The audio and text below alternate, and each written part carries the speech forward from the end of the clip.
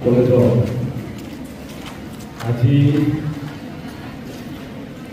এটা খুব অসম চৰকাৰৰ গুৰুত্বপূৰ্ণ আঁচনি নিযুত মইনা আজি ফৰ্ম বিতৰণ এই কাৰ্যসূচীত উপস্থিত থকা জুলাই 4 ডিষ্ট্ৰিক্ট কমিশনাৰ মা ভদ্ৰা ডাঙৰীয়া ইয়াতে আমাৰ উপস্থিত থকা এইখন কলেজৰ প্ৰিন্সিপাল প্ৰফেসৰ ভিদু ডাঙৰীয়া মিছিল সাহিত্য পৰিষদৰ ইচি আমাৰ নৰেশ কুমাৰ ডাঙৰীয়া উপস্থিত থকা DMPKৰ উপদেষ্টা ৰাজকুমাৰ বৰং ডাঙৰীয়া DMPKৰ সাধাৰণ সম্পাদক শ্যাম বৰণী পাটিল ডাঙৰীয়া ইয়াতে আজি এই সভাত উপস্থিত থকা শিক্ষাগুৰুসকল ইয়াত উপস্থিত থকা জ্যেষ্ঠ নাগৰিক আৰু অভিভাৱকসকল আৰু ইয়াত উপস্থিত থকা ছাত্ৰীসকল মুখ্যমন্ত্ৰীয়ে আমাৰ ৰাজ্যৰ ভাৰতবৰ্ষৰ ৰাজ্যখিনিৰ ভিতৰত 5টা উন্নত ৰাজ্য হিচাপে 5 নম্বৰ সেই 5টা উন্নত ৰাজ্য হিচাপে অসমক দিয়াৰ এটা সপোন চাইছে কিন্তু সেই সপোনত মানৱ সম্পদ যদি আগুৱাই নাযায় মানুহ যদি আগুৱাই নাযায় অসমত বসবাস কৰা সাধাৰণ নাগৰিকৰ জীৱন যদি আগুৱাই নাযায় অকল ৰাস্তা অকল দলঙে ৰাজ্য এখনক আগুৱাই নিব নোৱাৰে সেইকাৰণে শিক্ষা ব্যৱস্থাটো মুখ্যমন্ত্ৰী ডাঙৰীয়াই বিশেষকৈ গুৰুত্ব প্ৰদান কৰি আছে আমাক বাৰে বাৰে প্ৰত্যেকটো MLA সকলৰ ৰিভিউ মিটিঙত মুখ্যমন্ত্ৰী ডাঙৰীয়াই আমাক সদায় কয় অকল ৰাস্তাই উন্নয়নৰ লক্ষ্য নহয় কেতিয়াবা আমি ভাবি থাকো জুনাইত এতিয়া 4 লেন হৈছে আমি নভবাৰ কাম এটা হৈ আছে এবছৰৰ ভিতৰত কাম আগবাঢ়িছে কোনোবা মানুহক যদি সুধো এইটো উন্নয়ন নেকি তেখেতে ক'ব উন্নয়ন লাহে লাহে বানপানী গৰাখহনীয়াৰ পৰা আমি বাচিবলৈ চেষ্টা কৰি আছো 70 কোটিতকৈ অধিক কোটি টকা খৰচ কৰি আমি মথাউৰি বনাই আছো খহনীয়া ৰোধ কৰাৰ প্ৰচেষ্টা চলাইছো কোনোবাই যদি সুধে এইটো উন্নয়ন নেকি কিছুমান মানুহৰ কাৰণে এইটো উন্নয়ন কিন্তু মুখ্যমন্ত্ৰী ডাঙৰীয়াই আমাক বাৰে বাৰে এটা কথা বুজাই দিব ৰাস্তাটো বনাব লাগে আমাৰ দায়িত্ব ৰাষ্ট্ৰ আগুৱাই যাবলৈ ৰাস্তাটো বহুত ডাঙৰ এটা important link communication is very important কিন্তু এটা গাঁৱত ৰাস্তা পকাটো একদম চিকচিকীয়া পকা ৰাস্তা আছে গাঁওখনত কিন্তু গাঁওখনৰ মানুহখিনি অশিক্ষিত পঢ়া শুনা নাই গাঁওখনৰ মানুহ চবেই হাজিৰা কৰি খায় আৰু এখন গাঁও আছে ৰাস্তা ভালকে হোৱা নাই পকা হোৱা নাই কিন্তু চেনগেবেল ৰাস্তা কিন্তু সেই গাঁওখনৰ মানুহ প্ৰত্যেক ঘৰত চাকৰি আছে কাৰোবাৰ নহলে কাৰোবাৰ চাকৰি আছে এতিয়া আমি গাঁৱৰ যদি তুলনা কৰোঁ পকা ৰাস্তা থকা গাঁওখন য'ত মানুহখিনি হাজিৰা কৰি খায় শিক্ষা দীক্ষা নাই আৰু এটা চেনগেবেল থকা গাঁও এখন য'ত প্ৰত্যেক ঘৰ মানুহৰ চাকৰি আছে শিক্ষিত মানুহ আছে এটা উন্নত গাঁৱৰ কাম কৰে উন্নত গাঁও যিটো গাঁৱত প্ৰত্যেক ঘৰত চাকৰি আছে শিক্ষা দীক্ষা থকা মানুহ আছে সেইটো উন্নত গাঁও বুলি পকা ৰাস্তা থাকিলেও যিটো গাঁৱত শিক্ষা দীক্ষা ভালকে নাই হাজিৰা কৰি খোৱা মানুহ অকল সেই গাঁওখনক আমি উন্নত গাঁও বুলি নকওঁ যদিও পকা ৰাস্তা আছে সেইকাৰণে ৰাজ্য এটাৰ দেশ এটাৰ উন্নতিৰ মাপকাঠি যদি জুখিব লাগে আমাৰ হিউমেন ৰিসোৰ্স তাৰমানে মানৱ সম্পদ শিক্ষা দীক্ষা থকা মানুহ কিমান কৰ্ম সংস্থাপন পোৱা মানুহ কিমান এইকাৰণে মুখ্যমন্ত্ৰী ডাঙৰীয়াই এটা বস্তু গুৰুত্ব দি আছে আপোনালোকে যে লক্ষ্য কৰিছে যে পঢ়া শুনাত এতিয়া মুখ্যমন্ত্ৰী ডাঙৰীয়াই ইনভেষ্ট কৰি আছে এটা সময় আছিলে মই যেতিয়া 2006 চনত MLA তেতিয়া মুখ্যমন্ত্ৰী তৰুণ গগৈ ডাঙৰীয়া আছিলে কংগ্ৰেছ চৰকাৰ সেই সময়ত এটা অংগনবাড়ী কেন্দ্ৰ বনাবলৈ ৮০,০০০ টকা খৰচ হ'ব পাছলৈ সেই অংগনবাড়ী কেন্দ্ৰবোৰৰ নাম লাহে লাহে মানুহে কোৱা আৰম্ভ কৰিলে ১২ৰ বাৰ ল'ৰা ছোৱালীয়ে পঢ়িব নোৱাৰে বাচ্চা কিন্তু মুখ্যমন্ত্ৰী ডাঙৰীয়াই ২১ চনত চৰকাৰ গঠন কৰাৰ লগে লগে মুখ্যমন্ত্ৰী ডাঙৰীয়াই আমাক এটা কথা শুনাইছিলে মাকৰ ওলাৰ পৰা প্ৰথমবাৰ বাচ্চাটোৱে যেতিয়া চৰকাৰী অনুষ্ঠান বা এটা শিক্ষা অনুষ্ঠানলৈ যায় সেইটো হ'ল অংগনবাড়ী কেন্দ্ৰ ইংৰাজীত ক'লে উন্নত জেগাত প্লে স্কুল বুলি কয় এই প্লে স্কুল আৰম্ভ কৰিলে আৰু এই এতিয়া যদি আপোনালোকে নতুনকৈ নিৰ্মাণ হোৱা অংগনবাড়ী কেন্দ্ৰবোৰ চাব বিচাৰে এই মডেল অংগনবাড়ী কেন্দ্ৰ টাইলছ লগোৱা চিলিং লগোৱা ফেন লগোৱা লেট্ৰিন বাথৰুম চফা পানী যোগান ভালকৈ আছে কিচেন ভালকৈ আছে খুব এটা সুন্দৰ পৰিৱেশত অংগনবাড়ী কেন্দ্ৰবোৰ গঢ়িবলৈ চেষ্টা কৰিছে তাৰমানে কি আৰম্ভণিৰ পৰাই বাচ্চাটোৱে মাকৰ কোলাৰ পৰা গৈ স্কুল যাব ইচ্ছা কৰিব লাগিব তাৰ কাৰণে আৰম্ভণিৰ পৰা আৰম্ভ কৰিছে আৰু মোৰ মনত আছে আপোনালোকৰ দিনৰ কথা যেতিয়া আমি পাতোঁ ২০০৬ চনত যেতিয়া মই MLA বহুত মাক দেউতাকে যেতিয়া মেট্ৰিকৰ ৰিজাল্ট দিয়ে হায়াৰ ছেকেণ্ডেৰী ৰিজাল্ট দিয়ে আমাৰ ওচৰত আহে আৰু জীয়েকজনক আৰু সন্তানক লৈ আহে ল'ৰাটোক লৈ আহে ছাৰ মোৰ ডাঙৰ ল'ৰাটো হায়াৰ ছেকেণ্ডেৰী পাছ কৰিছে আপোনাৰ গামোচা এটা পিন্ধাব বিচাৰিছে গামোচাটো পিন্ধাই ভাল ৰিজাল্ট কৰিছে ছাৰ ভালকৈ এবাৰ পঢ়াম ভালকৈ পঢ়াম তাৰপিছত আকৌ চিনাকি কৰাই দিয়ে সৰু ছোৱালীজনীক চিনাকি কৰি তাইও মেট্ৰিক পাছ কৰিছে তাইও গামোচা এটা পিন্ধায় এতিয়া দুইজনক আশীৰ্বাদটো দিওঁ আশীৰ্বাদটো দিয়াৰ পাছত মাক দেউতাকে তেতিয়া মোক কথা এটা কয় ছাৰ আপুনি আশীৰ্বাদ দিছে ভাল কথা কিন্তু ল'ৰাজনক এডমিশ্যন লৈ দিব লাগিব কলেজত ডিগ্ৰীত এডমিশ্যন লৈ দিব লাগিব ৮,০০০ টকা দৰকাৰ হ'ব ছোৱালীজনীক মই হায়াৰ ছেকেণ্ডেৰী এডমিশ্যন লৈ দিব লাগিব ৬,০০০ টকা দৰকাৰ হ'ব ৮,০০০ আৰু ৬,০০০ টকা ১৮,০০০ টকা ক'ৰ পৰা পাম ছাৰ তাৰপিছত কিতাপ কিনি দিব লাগিব তাৰপিছত ইউনিফৰ্ম কিনি দিব লাগিব ছাৰ মই অকলে নোৱাৰোঁ আপুনি অলপ প্ৰিন্সিপালতকৈ অলপ ৰেহাই কৰাই দিব আমিও তেতিয়া নিজৰ পকেটৰ পৰা অলপ দি পেলাই সহায় কৰোঁ কিন্তু সেই সময়ত ফ্ৰী এডমিশ্যন নাছিলে কিন্তু এতিয়া মুখ্যমন্ত্ৰী ডাঙৰীয়া অলপ আগতে কোৱাৰ নিচিনা বহুতে এই কথা বুজি নাপায় যে কলেজত এতিয়া ছাত্ৰ ছাত্ৰীৰ কাৰণে এডমিশ্যন ফ্ৰী এইটো বহুত কথা বুজি নাপায় আৰু ভাৰতৰ বহু ৰাজ্যতকৈ চাবলৈ গ'লে আমি তুলনা কৰিব পাৰোঁ যে চাই অসমতে যদি চাই এই ফ্ৰী এডমিশ্যনটো চলি আছে তাৰ কাৰণে মুখ্যমন্ত্ৰী ডাঙৰীয়াক তাক ভালকৈ ধন্যবাদ দি হাত চাপৰি বজাই দিছোঁ নহ'লে আগতে এডমিশ্যন ল'ব নোৱাৰাৰ কাৰণে মই মোৰ চিনি পাওঁ মোৰ গাঁৱত মোৰ দীঘলী গাঁও কোলাজান তাত মোৰ পৰিয়ালৰ পৰা মই চিনি পাওঁ মাজত এদিন ছোৱালীজনী মোৰ দাদাৰ ছোৱালী আহিছে মই কৈছোঁ কি পঢ়ি আছা ই কৈছে মেট্ৰিক পাছ কৰিলোঁ মই কৈছোঁ কৰি ক'ত এডমিশ্যন ল'লি কৈছে এডমিশ্যন লোৱা নাই বোলে কিয় লোৱা নাই দেউতাই নোৱাৰে বুলি কৈছে কিয়নো ডাঙৰজনী পঢ়াই আছে ডাঙৰজনী ডিগ্ৰী পঢ়াই আছে কৈছোঁ কেতিয়া পাছ কৰিলোঁ যোৱা বছৰে পাছ কৰিলোঁ কলেজত এডমিশ্যন লোৱা নাই নাই লোৱা নাই বুলি তেতিয়া কিন্তু এতিয়া এই সমস্যা নাইকিয়া হ'ল এতিয়া এডমিশ্যন ফ্ৰী কিন্তু এডমিশ্যন ফ্ৰী হ'লে কি হ'ব লাহে লাহে লাহে লাহে বিধানসভাৰ মজিয়া মুখ্যমন্ত্ৰী ডাঙৰীয়াৰ লগত আমি যেতিয়া আলোচনা কৰোঁ ছোৱালীখিনি কি হয় এডমিশ্যনবোৰ লয় লাহে লাহে লাহে লাহে কমকৈ ক্লাছ পঢ়ে কিয় কমকৈ ক্লাছ পঢ়ে আলোচনা হ'ল যে ল'ৰাজনেও কলেজ পঢ়ি আছে ছোৱালীজনীও কলেজ পঢ়ি আছে এতিয়া ল'ৰাজনক কলেজ পঢ়িবলৈ অহা যোৱা খৰচাটো মাক বাপেকে দিয়ে ছোৱালীজনী যেতিয়া খৰচাটো বিচাৰে টমটম ভাড়াটো বিচাৰে বাছ ভাড়াটো বিচাৰে অটো ভাড়াটো বিচাৰে তেতিয়া লাহে লাহে লাহে লাহে তোৰ দাদাক ভালকৈ পঢ়া শুনা কৰি চাকৰি কৰিব দে তইতো বিয়া হ'বলগীয়া ছোৱালী ঘৰৰ কাম ঠিক বুলি লাহেকৈ পঢ়া শুনাটো ইমান গুৰুত্ব নিদিয়ে মানুহ তাৰ কাৰণে কি হয় ছোৱালীখিনি কম ক্লাছ কৰাৰ কাৰণে কি হয় পাছত পৰীক্ষাটো ৰিজাল্ট বেয়া হয় আৰু ৰিজাল্ট যেতিয়া বেয়া হয় লাহে লাহে ৰিজাল্ট বেয়া হ'লে লাহেকৈ বেয়া হৈ গুচি যাবলৈ বিচাৰে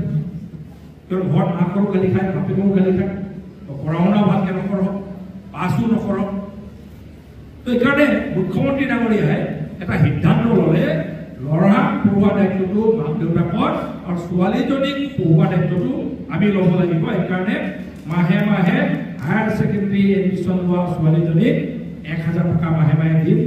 ডিগ্ৰী এডমিশ্যন লোৱা ছোৱালীজনীক 1250 টকা দিম আৰু MA যদি এডমিশ্যন লয় আৰু 1000 টকাকে দিম কৈছে। এতিয়া প্ৰথমতে মই দেখিলোঁ যে গুৱাহাটীত হুলস্থুল হ'ল। বিৰোধী পাৰ্টি কৈছে 1000 টকা দি কি লাভ, 1250 টকা দি কি লাভ।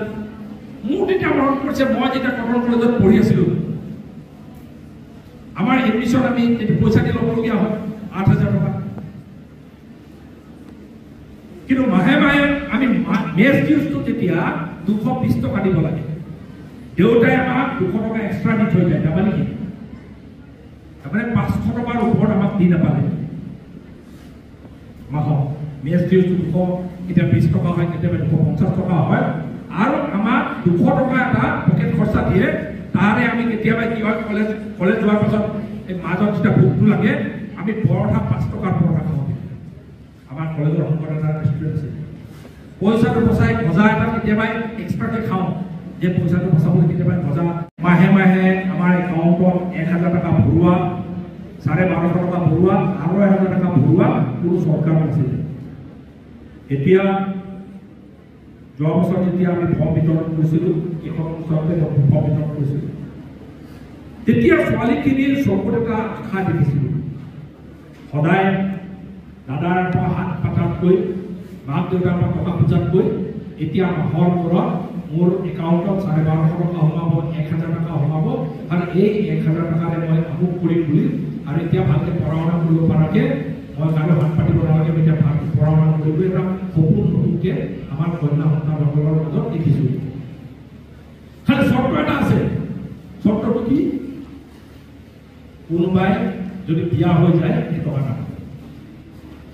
বা কোনোবাই যদি বিয়া হৈ গৈছে এই টকা নাপাব। মুখ্যমন্ত্ৰী ডাঙৰীয়া আপোনালোকে ভাষণটো শুনিলে নাই মই নাজানো, চাউণ্ড লগাব দিয়া আছিলে। কিন্তু মুখ্যমন্ত্ৰী ডাঙৰীয়া এটা বস্তুত গুৰুত্ব দিছে, এই বাল্য বিবাহ বন্ধ। কিন্তু আপোনালোকে যদি BA পাছ নকৰাকৈ বিয়া হয়, হায়াৰ ছেকেণ্ডেৰী পঢ়ি থকা অৱস্থাত যদি বিয়া হয়, তাৰমানে গোটেই জীৱন আপোনালোকে কিবা এটা নিজকে কৰি খাব পৰাকৈ সক্ষম হোৱাত আপোনালোকে নিজে বাধা দিছে। আৰু আপোনালোকে যদি নিজে কিবা এটা যদি কৰি নাখায়, সদায় যদি গিৰিয়েকৰ ওপৰত ডিপেণ্ডেণ্ট হয়, গিৰিয়েকে আপোনাৰ সুযোগ সুবিধা পায় আপোনাক সদায় দবাই দিব। কিন্তু আপোনালোকে যদি নিজে কিবা এটা কৰি খায় আৰু কিবা এটা যদি উপাৰ্জন কৰে, কিবা এটা চাকৰি কৰে, তেতিয়া গিৰিয়েকে আপোনাক দবাব পাৰে। সেইকাৰণে নাৰী নিৰ্যাতনটো যদি বন্ধ হ'ব লাগে ভৱিষ্যতে, তেতিয়া কি হয়, যেতিয়া নাৰীজনে নিজে কিবা এটা উপাৰ্জন কৰি খায়, তেতিয়া কিবা এটা কাৰণে গিৰিয়েকে যদি গণ্ডগোল কৰি এৰাইও হৈ যায়, তেতিয়া নিশ্চিন্ত মনে মই নিজে কৰি খাই আছো, মই নিজে জীয়াব পাৰিম বুলি এটা আত্মবিশ্বাস আহে। মুখ্যমন্ত্ৰী ডাঙৰীয়াই ভাল কথা কৈছে, BA পাছ কৰাৰ বিয়া নহবি বুলি কৈছে, হায়াৰ ছেকেণ্ডেৰী পাছ কৰাৰ বিয়া নহবি বুলি কৈছে। কিন্তু MA পঢ়ি থাকিলে, MA পঢ়িলে, MSc পঢ়িলে বিয়া হলো আৰু 1000 টকা পাব বুলি কৈছে। তাৰমানে কি বুজাইছে, বয়ফ্ৰেণ্ড খিনিক কৈ থৈ দিলে BA পাছ কৰাৰ লৈ থাকিব লাগে। আৰু যিটো বয়ফ্ৰেণ্ড ভাল বয়ফ্ৰেণ্ড, ই বিচাৰিব যে মোৰ জনীয়ে BA পাছ কৰিলে তাৰপিছত বিয়া পাতিম। এইটো ভাল বয়ফ্ৰেণ্ড হয়নে নহয়? হয়। আৰু যিটো বেয়া বয়ফ্ৰেণ্ড, এতিয়া পলুৱাই দিব বিচাৰিব, তাক ক'লে হ'ল মোৰ লগত মোৰ নহ'ব।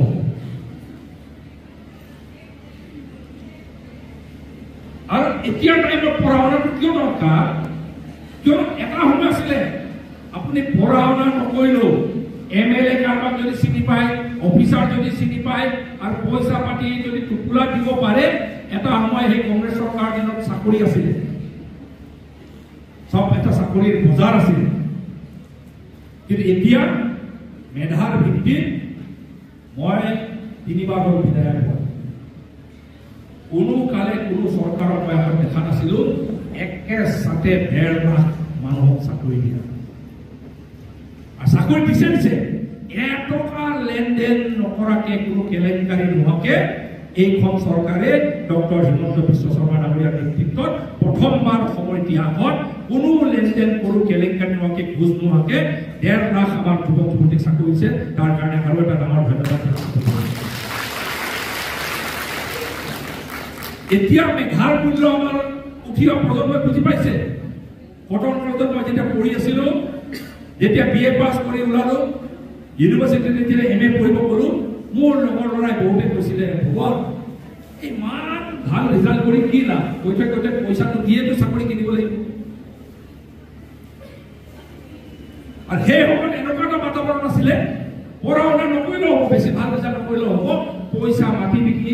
ক'ৰবাত গৰু হাল বিকি মহ বিকি পইচা ধাৰত লৈ 5 লাখ টকা ৰেডি কৰ 10 লাখ টকা ৰেডি কৰ 20 লাখ টকা ৰেডি কৰ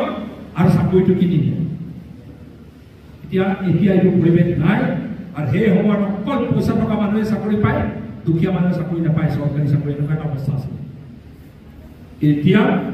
মেধাৰ ভিত্তিত হাজিৰা কৰি খোৱা মানুহৰো ল'ৰা ছোৱালীয়ে চাকৰি পাই আছে পাণ বন্তি চলা ল'ৰা ছোৱালীও সাধাৰণ হোটেলৰ কাম কৰা ঘৰৰ ল'ৰা ছোৱালীও চাকৰি কৰি আছে কৃষকৰ ৰাইজৰ ল'ৰা ছোৱালীও চাকৰি কৰি আছে যদি ভালকৈ আপুনি পঢ়া শুনা কৰিছে মুখ্যমন্ত্ৰী ডাঙৰীয়াই কৈছে ভালকৈ পঢ়া শুনা কৰক আপোনালোকে নিজকে সক্ষম কিয়নো অকল চৰকাৰী চাকৰিয়ে নহয় এতিয়া অসমত এটা নতুন যুগ আৰম্ভ হৈছে টায়াৰ জ্বলোৱা যুগ নাই অসম বন্ধৰ যুগ নাই উগ্ৰপন্থীৰ যুগ নাই বোমা বাৰুদ ফুটোৱাৰ যুগ নাই এতিয়া ভাল এটা পৰিৱেশ অসমত হৈছে যিটোৰ কাৰণে অসমত এতিয়া লাহে লাহে ইণ্ডাষ্ট্ৰী অহা আৰম্ভ হৈছে আপোনালোকে যে মোবাইলটো ব্যৱহাৰ কৰে তাত যিটো চিপছ ব্যৱহাৰ হয় গাড়ীবোৰত চিপ ব্যৱহাৰ হয় মটৰ চাইকেলবোৰত চিপ ব্যৱহাৰ হয় এচিত চিপ ব্যৱহাৰ হয় ৰিমোটবোৰত চিপ ব্যৱহাৰ হয় সেই চিপ বনোৱা ফেক্টৰী যিটো ছেমি কণ্ডাক্টৰ প্লাণ্ট বুলি কয় এটা সময় আছিলে অকল কোৰিয়াত আছিলে চাইনাত আছিলে আমেৰিকাত আছিলে কিন্তু ভাৰতবৰ্ষত এইবাৰ নিৰ্মাণ হ'ব অকল দুটা ঠাইত নিৰ্মাণ হ'ব এটা গুজৰাট আৰু এটা অসম সেইটো জাগিৰোডত নিৰ্মাণ হোৱাৰ কাৰণে টাটা ছেমি কণ্ডাক্টৰ প্লাণ্ট কৰিব 30,000 কোটি টকাৰ ইনভেষ্টমেণ্ট হৈ আছে তাত চাকৰি ওলাব 30,000 চাকৰি ওলাব সংস্থাপন ওলাব আৰু আপোনালোকক ভাল খবৰ কৈ দিওঁ এতিয়া গোটেই ভাৰতবৰ্ষৰ পৃথিৱীৰ ডাঙৰ ইণ্ডাষ্ট্ৰীবোৰে অসমত ইণ্ডাষ্ট্ৰী বহাব বিচাৰিছে ইণ্ডাষ্ট্ৰী মানে কি চাকৰি এতিয়া 30,000 কোটি টকা টাটা ছেমি কণ্ডাক্টৰ যদি জাগিৰোডত বহিব তাত 30,000 নতুন চাকৰি ওলাব আৰু এতিয়া নতুনকৈ যিটো খবৰ আহিছে 5 লাখ কোটি টকা অসমত ইণ্ডাষ্ট্ৰী বহাব আদানী ৰিলায়েন্স চবেই বহাব তাৰমানে কি আৰু 4 লাখ 5 লাখ নতুন সংস্থাপন হ'ব এতিয়া কথা হ'ল কি মুখ্যমন্ত্ৰী ডাঙৰীয়াই এইটোৱে আমাক সুধি আছে ঠিক আছে আমাৰ এতিয়া ইণ্ডাষ্ট্ৰী বহিব 30,000 চাকৰি ওলাব টাটা ছেমি কণ্ডাক্টৰ প্লাণ্টত 5 লাখ কোটি টকাৰ নতুন ইণ্ডাষ্ট্ৰী বহিব তাত 5 লাখ চাকৰি ওলাব কোনে কৰিব চাকৰি যদি আপোনাৰ অসমৰ আমাৰ আপোনালোকে যদি নিজকে সক্ষম নকৰে সেই চাকৰিবোৰ বাহিৰৰ মানুহে আহি চাকৰিবোৰ কৰিব লাগিব আপুনি মই চাকৰিটো নাপাওঁ সেইকাৰণে আপোনাক পঢ়িবলৈ কৈছে পঢ়া শুনা কৰি নিজকে স্কিল কৰিব কৈছে স্কিল কৰি এই ইণ্ডাষ্ট্ৰীবোৰৰ সুযোগটো ল'বলৈ কৈছে আজি এসপ্তাহ আগত ভাল এটা খবৰ ওলাইছে অলপ যদি আপুনি কম্পিউটাৰ জানে চবকে মই শুনাই আছো অলপ যদি কম্পিউটাৰ জানে আৰু 1 বছৰ যদি জাপানী ভাষা শিকি লয় জাপানত এতিয়া উত্তৰ পূৰ্বাঞ্চলৰ মানুহক জাপানে বেছি গুৰুত্ব দি আছে কিয়নো চেহেৰাটো অলপ মিলে ফুড কালচাৰটো অলপ মিলে এইকাৰণে জাপানত যদি আপোনালোকে কম্পিউটাৰ এছিষ্টেণ্ট হিচাপে যদি যায় মাহত 2.5 লাখ 3 লাখ টকা আপুনি দৰমহা পাব বহুত হাই স্কিল নহয় ইঞ্জিনিয়াৰ হ'ব নালাগে অলপ কম্পিউটাৰ জানিলে জাপানত আপুনি এই চাকৰিটো পাব আৰু খবৰ এটা কৈছোঁ বিশেষকৈ আপোনালোকে নিজৰ বয়ফ্ৰেণ্ডখিনিক কৈ থব পাৰিব যে অলপ ড্ৰাইভাৰী শিকিলে ড্ৰাইভাৰ আপুনি যদি গাড়ী চলাব জানে আৰু জাপানী ভাষা 1 বছৰ আপোনাৰ ট্ৰেইনিং দিয়া হ'ব অসম চৰকাৰে ট্ৰেইনিং দিব যদি আপুনি জাপানত যদি গাড়ী চলাবলৈ যাওঁ বুলি যদি ভাবে 1.5 লাখ 2 লাখ টকা তাকো দৰকাৰ আছে আপুনি 50,000 টকা আপুনি তাত খৰচ কৰিব পাৰিব ঘৰলৈকে 1 লাখ টকা আপুনি ঘূৰাই দিব পাৰিব জাপানৰ ক্ৰাইচিছ অলপ বেলেগ ধৰণৰ ক্ৰাইচিছ জাপানত কি হ'ল লাহে লাহে বেছি শিক্ষিত হৈ যোৱাৰ কাৰণে ল'ৰা ছোৱালী জন্ম দিয়াটো কম কৰি এতিয়া ল'ৰা ছোৱালী জন্ম দিয়াটো কম কৰাৰ কাৰণে কি হৈছে যুৱৰ চাং নাইকিয়া হৈছে এইকাৰণে আমাৰ কি যে বয়সস্থ মানুহ বেছি হৈ গ'ল যুৱক নাইকিয়া হৈছে এই ড্ৰাইভাৰ কাম কৰা কম্পিউটাৰ এছিষ্টেণ্ট কৰা পাছলৈ নাৰ্ছো এতিয়া দৰকাৰ হ'ব বুলি খবৰ পাই আছো এইখিনি চাকৰি যদি কৰে 2 লাখ 3 লাখলৈকে আমাৰ অসমৰ উত্তৰ পূৰ্বাঞ্চলৰ এতিয়া লাহে লাহে মণিপুৰৰ নাগালেণ্ডৰ মিজোৰামৰ বা ল'ৰা ছোৱালী লোৱা আৰম্ভ কৰিছে আমি অসমতো এতিয়া এটা কোৰ্চ নতুনকৈ আৰম্ভ হৈছে 1 বছৰ খালি জাপানী ভাষা শিকিব 1.5 লাখ 2 লাখলৈকে আহিব পাৰে এই কথাটো আপোনালোকে সুযোগ লওক আৰু যিসকলে সুযোগ ল'ব বিচাৰে বহুত সুযোগ আহি আছে খালি নিজকে পঢ়া শুনা কৰিব ৰিলছবোৰ বনাও 1 ঘণ্টা বাকীখিনি অকল পঢ়া শুনা কৰক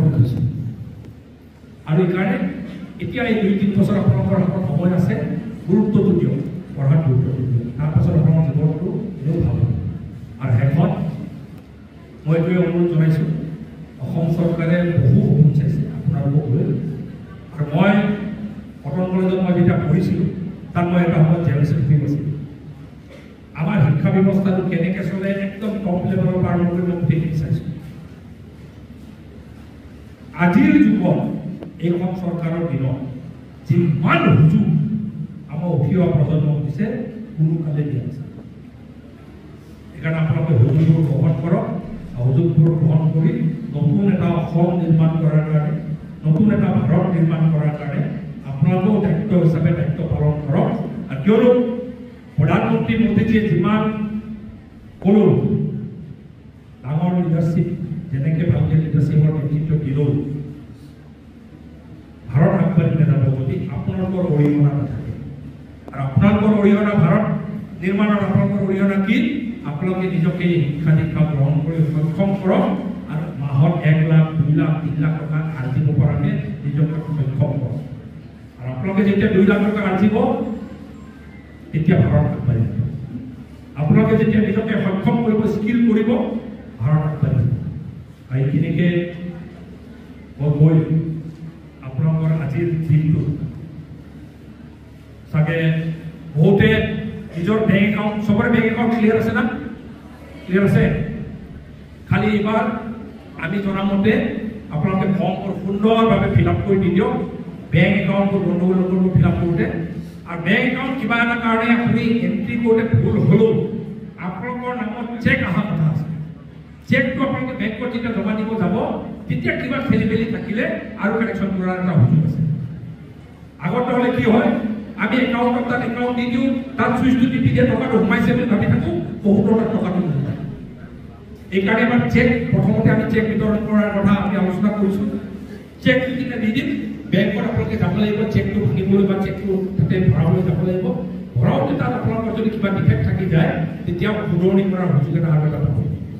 তো এইকাৰণে ভালকৈ ফিল আপ কৰিব আৰু আশা ৰাখিছোঁ টকাটো সোনকালে আপোনালোকৰ একাউণ্টত আহক আপোনালোকে এতিয়া কোনোবাই মাহে মাহে একাউণ্টত কোনোবাই টকা ভৰাই দিয়ে না ভৰাই দিয়ে নেকি নিদিয়ে চাগে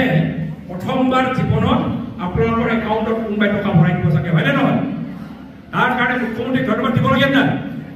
হাত চাপৰিটো আৰু এটা ডাঙৰ আৰু হয়ো হয় মাহত খালি 2টা মাহ নাপাব দেই 12 মাহত 2টা মাহ গেপ থাকিব কিয় গেপ থাকিব যিটো সময়ত কলেজ নাথাকে ক্লাছ নাথাকে যেনেকৈ গৰম বন্ধ এইটো আপোনালোকক টকাটো কিয় দিয়া হৈছে জানেনে নাই কলেজ আহিবলৈ দিয়া হৈছে টকাটো পোৱাৰ পাছতে কলেজ নাহা হৈ যায় এটেনশ্যন যদি নাইকিয়া হৈ যায় টকাটো অহাবাৰ নাপাবও পাৰে মনত ৰাখিব এইকাৰণে আপোনালোকৰ এটেণ্ডেঞ্চ ৰেকৰ্ডতে 12 মাহত 2 মাহ আপোনালোকৰ ক্লাছ নাথাকে সেইকাৰণে 2 মাহ কৰ্তন কৰি 10 মাহৰ কাৰণে দিয়া আছে মাজত 2 মাহ গেপ হোৱাৰ কাৰণে বহুত ছাত্ৰীয়ে মোক সুধিছিলে ছাৰ এইটো স্কিমটো বন্ধ হৈ গ'ল নেকি টকাটো নাহা হৈছে যে মই টকাৰ কি সঁচাকৈ লাগে নেকি লাগে লাগে আৰু সেইকাৰণে মই ভাবোঁ যিমান বেলেগে অপপ্ৰচাৰ কৰিলেও এনেকুৱা মুখ্যমন্ত্ৰী দূৰদৰ্শী মুখ্যমন্ত্ৰী অসমত আমিও আগত পোৱা নাই ময়ো ৰাজনীতি ভালকৈ কৰিছোঁ কিন্তু ময়ো এনেকুৱা মুখ্যমন্ত্ৰী পোৱা নাই এইজন মুখ্যমন্ত্ৰী ডক্টৰ হিমন্ত বিশ্ব শৰ্মা আয়ু দীৰ্ঘায়ু হওক আৰু তেখেতে আগবাঢ়ি যাওক আৰু এনেকৈ ভাল পৰিকল্পনা অসমৰ যুৱক যুৱতীৰ কাৰণে লৈ অসমখনক আগুৱাই নিয়ক আৰু ভাৰতবৰ্ষৰ 5খন উন্নত ৰাজ্যৰ ভিতৰত অসমখনকো কৰাৰ কাৰণে তেখেতকো আমি আশীৰ্বাদ দিব লাগে বুলি কৈ মোৰ বক্তব্য মই ইমান ডাঙৰ